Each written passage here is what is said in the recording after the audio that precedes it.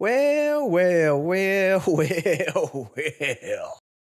Welcome back to another episode of the Sleeping with the Numbers podcast where I know what I'm talking about. No, I'm just blowing smoke up my own ass, but I nailed that Steelers Baltimore game. I harped on it so much during last episode. I felt like I was spending too much time on it.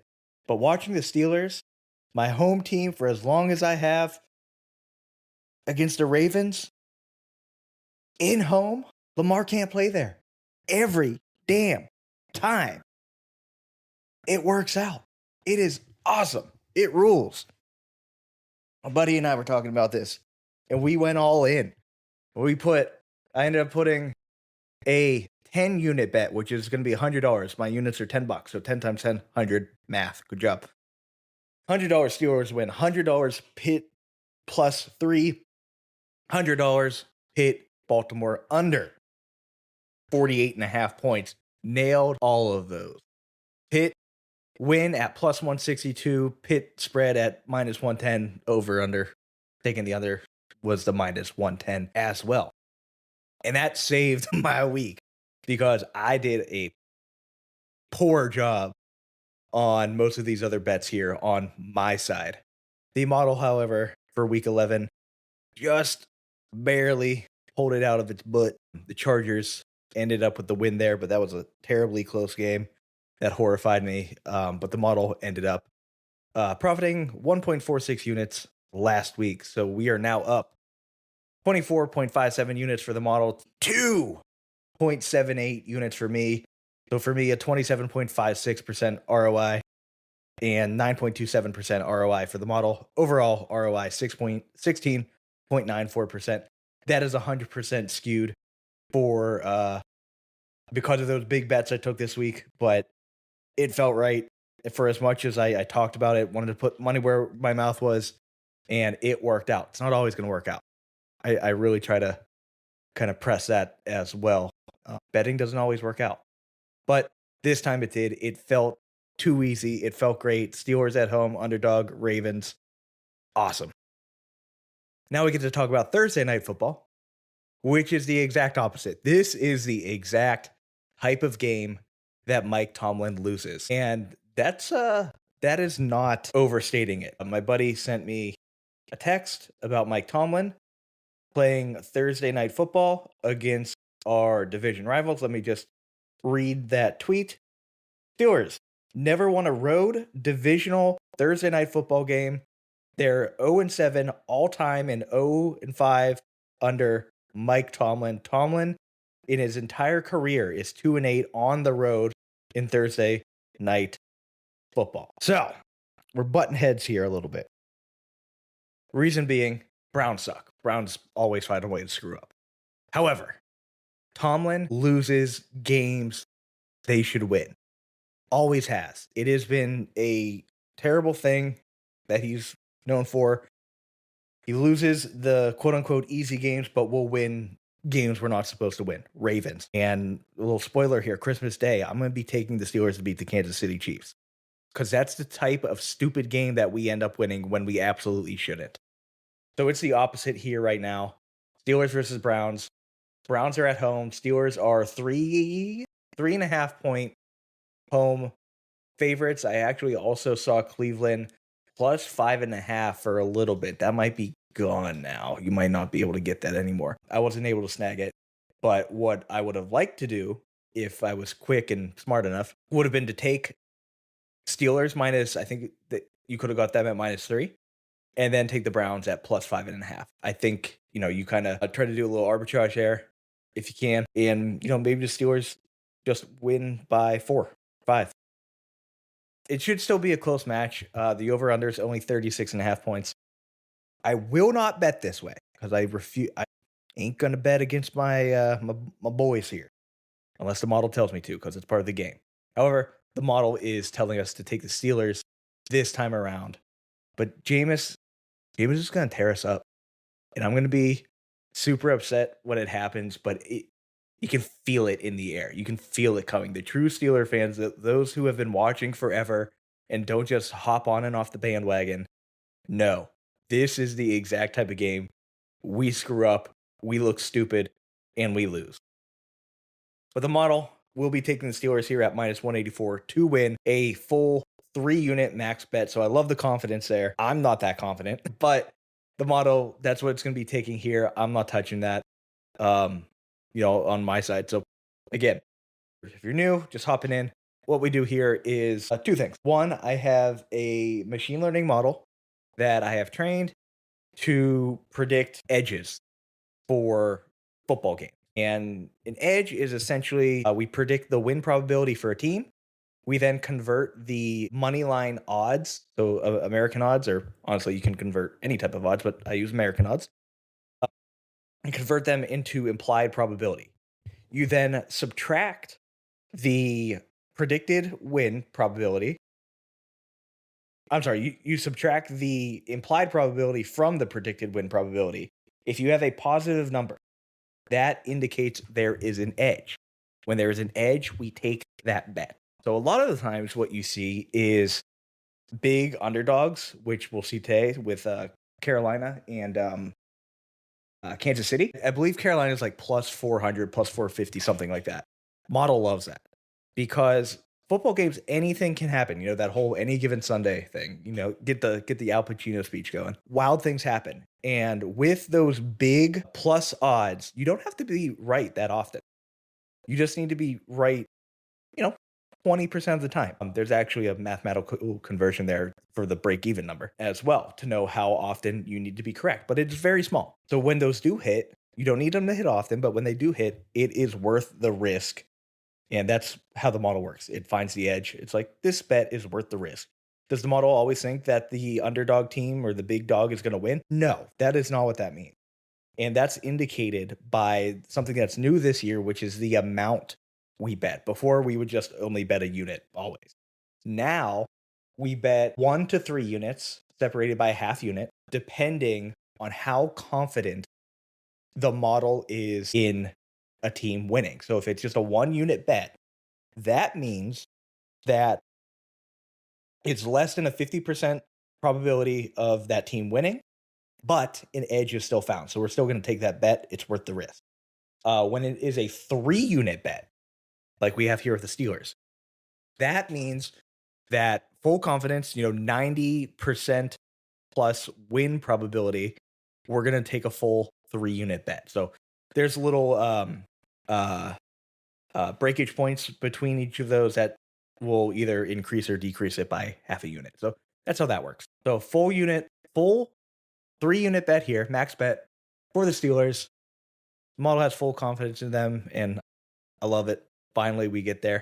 Took a little bit, but I like it. But do note, I wouldn't bet this game at all if I wasn't doing this for the show where I'm taking the model's bets. The other side of the things we do is I make my own bets. Usually, my bets are just going to be the spread and the over-under, where I go through statistical analysis for each team, and I make my picks that way. Sometimes I do the money line, but I only do the money line if two things. One, the model didn't already bet it, or if it's on the opposite side. So let's say the model picked the Browns to win. We're going to bet. I need to use my words right.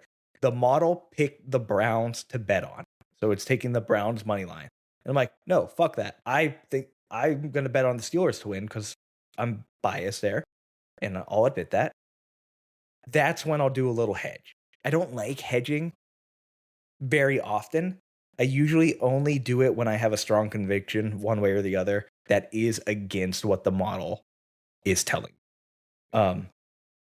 Hedging is okay, but I'd rather take the high ceiling, low floor approach than the kind of the middling approach here. And when you hedge, you're likely, well, not likely, you are limiting your profitability. Tend to not do that very much. If I do a hedge, most of the times here, let's hear. 1, 2, 3, 4. 4 of the 6 times I have hedged here have just been when I wanted to bet on the Steelers. So I will say that, like, when I do that, I'll be like, hey, that's just me.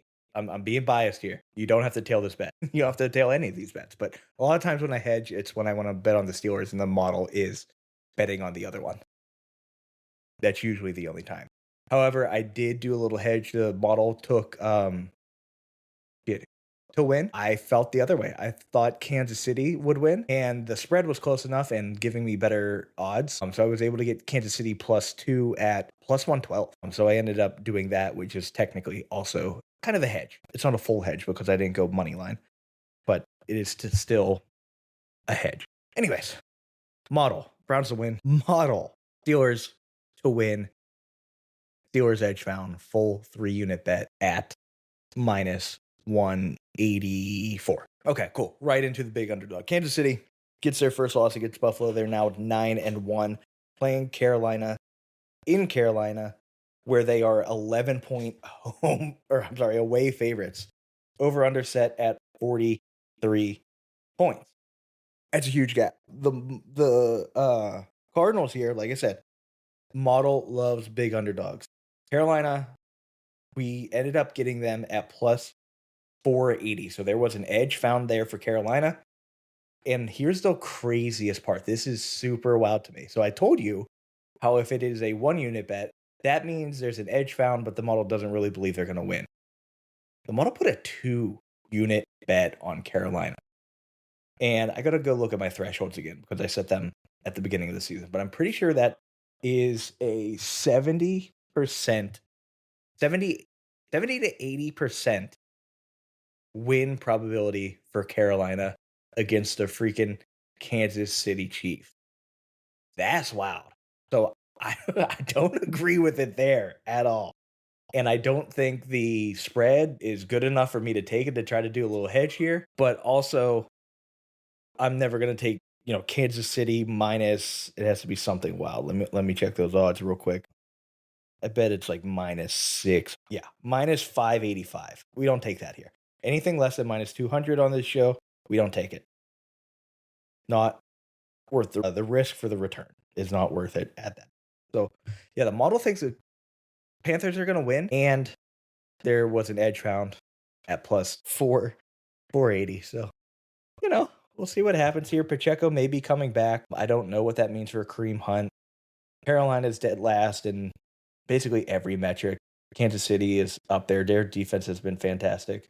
Offense is okay, not as amazing. See, when you think the Chiefs, you think Mahomes, you think Kelsey, and now DeAndre Hopkins, and you're like, holy shit, that's a high-powered offense.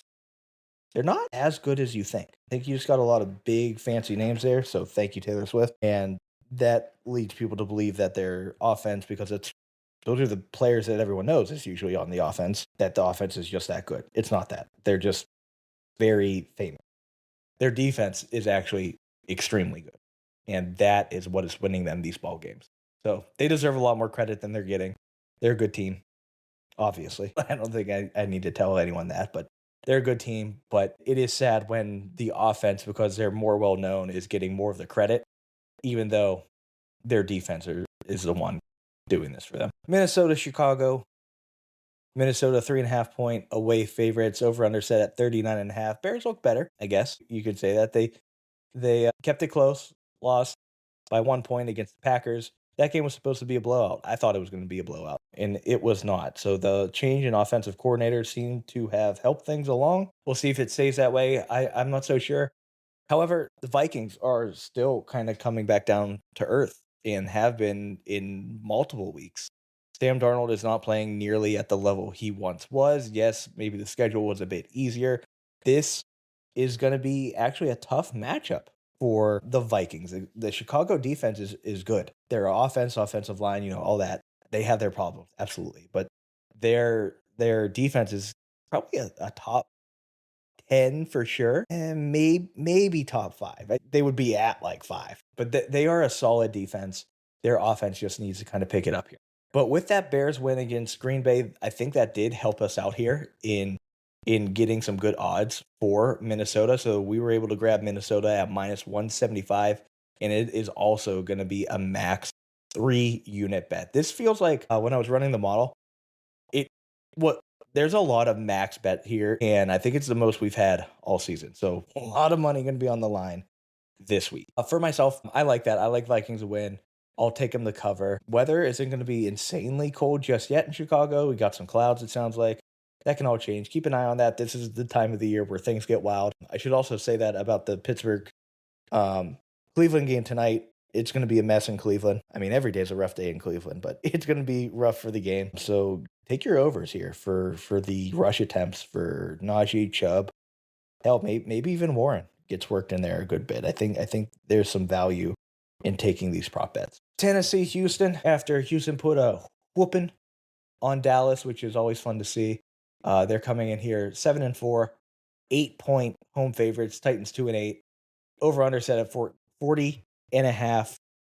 There's going to be no bet here. The model found zero edge for either team. Usually that means that just like the odds aren't lining. So for the Texans, their money line is currently at holy shit minus 404 and plus 318 for the Titans. And that's wild to me because, like I said, the model usually loves some decent sized underdogs, and plus 318 definitely fits that criteria. But I think the model just believes so much in the Chiefs, in the Texans here to win this matchup that it's not finding an edge. And Titans have looked pretty pee poo poo. So that makes sense to me. The line of 8 seems to beat Dallas pretty good. The -8 feels kind of right. I'll take the over 40.5. I'll do that. That sounds good to me. The -8. I don't think I take Tennessee +8, but I'm trying to think if I would take Houston -8. I gotta look at those numbers a bit further. Divisional matchups, that happens a lot. That's why the Steelers Ravens game was as close as it was. These teams know each other very well. And that sometimes makes it difficult. So I'll stay away. I'll stay away from the spread there. But I'll take the over 40.5. Detroit, Indianapolis. Anthony Richardson comes back and throws down. Literally, he is throwing the ball very well, over 60% completion rate. Ran a bunch, a lot more than I thought. I had him under on his rush attempts, but he came right back and he did it all. Is that luck? Maybe, but now the real test is going to be the Lions here. The Lions are traveling to Indianapolis. They come in as 7.5-point away favorites. Over under set at 50.5. And we know the Lions can score. They killed Jacksonville, put up 52 points on them. Jacksonville only put up 6. So by that logic, the Lions have the ability to cover the over themselves. The Colts defense is pretty middling. Definitely not as bad as Jacksonville. No way. So this over under feels right, but we're getting closer and closer to playoffs here. And you almost wonder if Detroit starts beating the hell out of Indy if they just start resting people. Because, no one's locked in for playoffs just yet. Let's see if anyone can lock in. Let's start with Detroit because they're likely a team that would be no clinching options yet for anyone. See about the AFC. Nope. So we have still yet another week of football, at least before anyone can actually clinch. And look at these magic numbers here. So this site, I use playoffstatus.com. It's a really cool site. I like it a lot. But they do the mathematical probabilities of teams making playoffs. Even you can even group it by seed. So for NFC, if Detroit wins their next 4, they lock. So we're actually kind of far. It sounds like. Well, obviously, other things can happen in the league that will affect these numbers. But as of right now, Detroit winning their next 4, they lock in. So week 16, they would know if they're locked in. I bet they find out sooner than that. But for right now, what we got. So going back to the over-under, it feels high. Detroit's defense is good. I think Anthony Richardson's really going to have a hard time against them. So that under 50.5 feels right to me. New England, Miami, we're just a lot of divisional matchups this week. Miami, 7.5-point home favorites, over under of 46 points. I forgot to see if the model did not take a bet on Detroit, Indy as well. It has Detroit at a very high win probability. So even with the big plus odds for Indy, doesn't care. It's all in on Detroit. So Dolphins 7.5-point home favorites, over under of 46. I'll take that under. Dolphins finally are picking up a couple wins here in a row. Oakland, Vegas was an easy win for them. Rams, I thought they were going to lose there, even though oh no, they weren't favored. Rams were favored. I thought the Rams were going to win that one pretty easily. I've been fooled by the Rams multiple times this year, and I don't know why. It's really bothering me. But the Dolphins, I think they can win here pretty easily. Honestly, the plus 7.5 for New England feels good. And I'll take the under 46. But no money line bet here. Divisional matchup, like I said. Quite honestly, this division's pretty close. Buffalo just basically has this on lock, and these two are just maybe fighting for a wild card spot. Let's take a look at their current playoff odds. They can't be great. So the Dolphins currently have 15% chance at playoffs. The Patriots are fucked. Less than 1% chance at playoffs. So the Dolphins still fighting here. Anything can happen. The wild cards, at most have 7 wins, and they're at 4. So 7 weeks ago, there's time for things to change. No bet here for Tampa Bay against the New York Giants. The Giants are going to be starting Tommy Cutlets here, and the model's going to be taking them 1 unit bet. So the model does not actually believe that they're going to win the game, but there was an edge found for the Giants at plus 223. So we'll be taking the Giants here. The Bucs should win this game pretty easily, in my mind. I almost believe the -6 feels good as well. You get Mike Evans coming back. Bucs are another team where they're trying to push their way into the playoffs. Right now, they have a 29% probability of making playoffs, and the Falcons are currently the division leaders, and they're only at 6-5. Bucs are 2 games away from that, and the Falcons look bad. I don't know what's going on with them, but they do not look. So Giants here. I think I'll take the. You know what? No, I just said I don't like the hedge when the model's taking the other side. So model's taking the Giants. Honestly, if I'm taking the spread, and if I wasn't betting the money line here, I'm taking the Bucs -6 as well. Over under a 41.5 feels right. I lean the over, but that one's a little too close for me to actually put some money on. So probably just stay away from this one. Like I said, new quarterback play here. Things are going to be maybe different, probably different. They always seem to at least come out guns blazing whenever they make some kind of change in the team. But it's the Giants. They're not actually trying to win. They wanna get a high draft. Dallas, Washington, another divisional matchup. Washington, 10.5 point favorites. That's pretty crazy to me. Over under a 45 points. That's what Dallas has absolutely looked terrible. That much is true. But 10.5 points. That's a lot of points. That would have covered last week. Yeah, they lost by 24 last week. So Houston could have covered that. Washington isn't Houston. I do like Jaden Daniels quite a bit. I think this team has a bright future. But they're on a losing streak here. Real challenge they faced was the Steelers. And then a tougher challenge probably was the Eagles last week. So it's kind of coming together. Those early teams that they played weren't that good. The Giants, Bengals, Cardinals, Browns, Ravens they lost to. Then they had Carolina and Chicago and New York again. So there's a lot of easy wins in there. So this 10.5 point spread, I hate it, but I think Dallas plus 10.5 is the right move. For the model is basically all in on Washington winning, no edge found. So no money line bet. Denver, Vegas, another divisional matchup. Broncos, 6 point away favorites at 6-5. Raiders 2-8. Over under a 41. Feels like I don't know how Raiders score. Broncos defense is very good.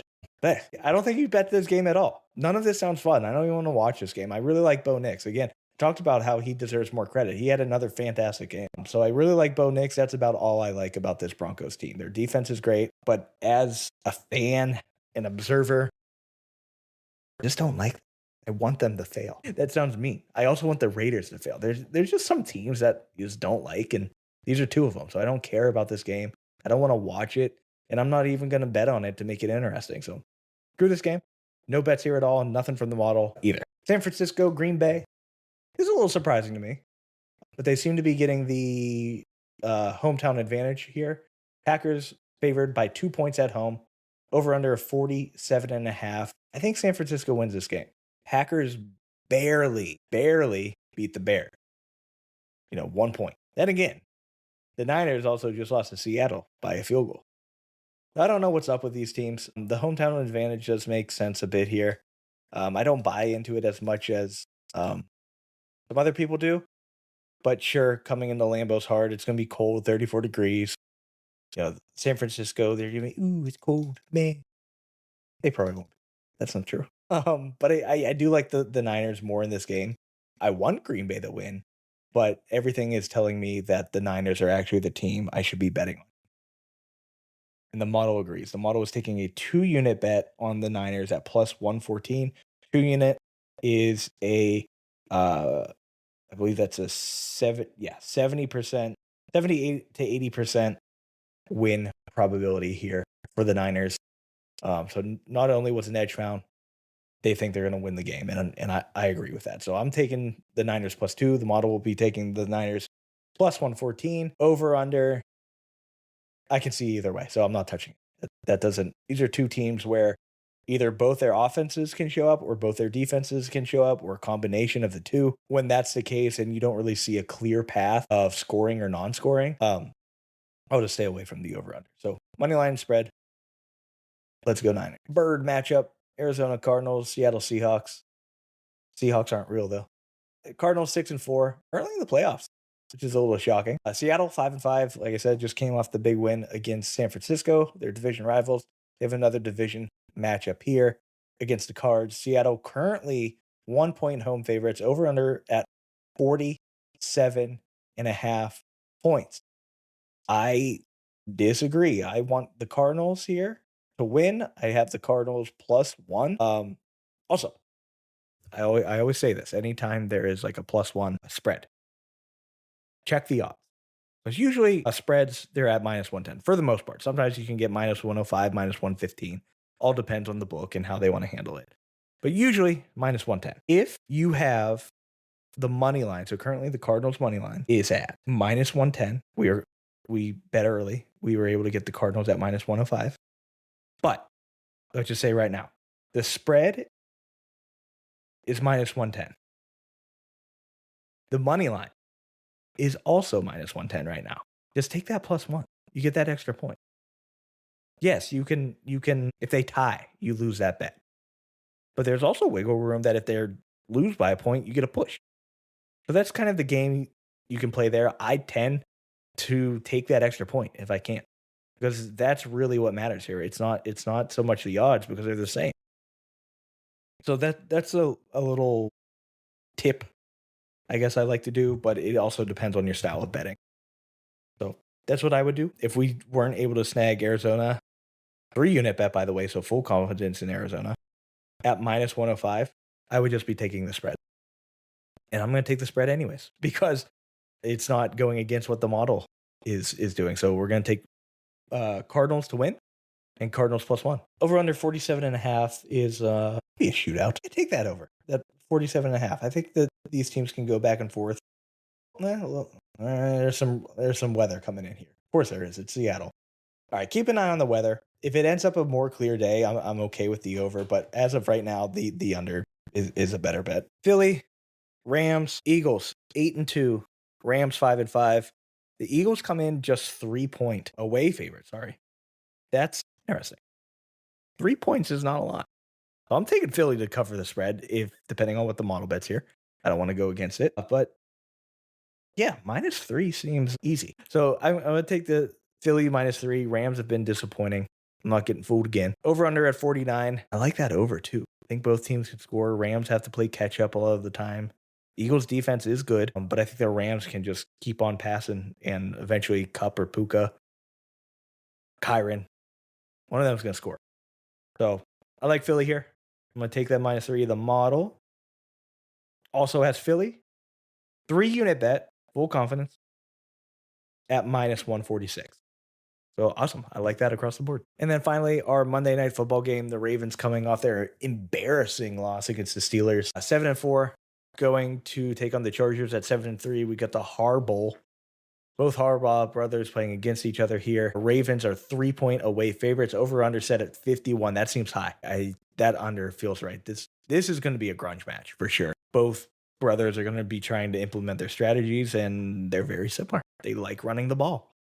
So this could be a slow game and maybe not a lot of scoring. So I like that under 51 points. That feels correct to me. The model is taking the Chargers to win and found an edge at plus 130. I, I'm not going to bet against it, but I tend to disagree here. I think the Ravens come into this one with some extra time after playing against the Steelers, and they get back on track. I think they're going to get the win here. Chargers, I think, are a good team, but the Ravens are definitely have way more firepower. So in that case, I will be taking the Ravens to win. No bet, but I think the Ravens are the better bet here. So do with that what you will. The model is taking the Chargers at plus 130, but if that wasn't a thing here for the show, Ravens would be my move. But all right, let's keep rolling in the profit here. That will do it for this week. Probably a late show next week. I'm doing early Thanksgiving and real Thanksgiving, so it might be a day or two late. But if I don't get a show out, which is possible, happened multiple times, keep an eye on the website, sleepingwiththenumbers.com/bets, or our Action Network for the models bets at SWTN or model on Action Network. And there will always be picks on there. I don't miss those. I just miss podcasts because that's more effort. But that'll do it for the show. Thanks for joining us and me. Thank you for joining me. It's sad here being alone. But we'll talk to you maybe next week. Bye-bye.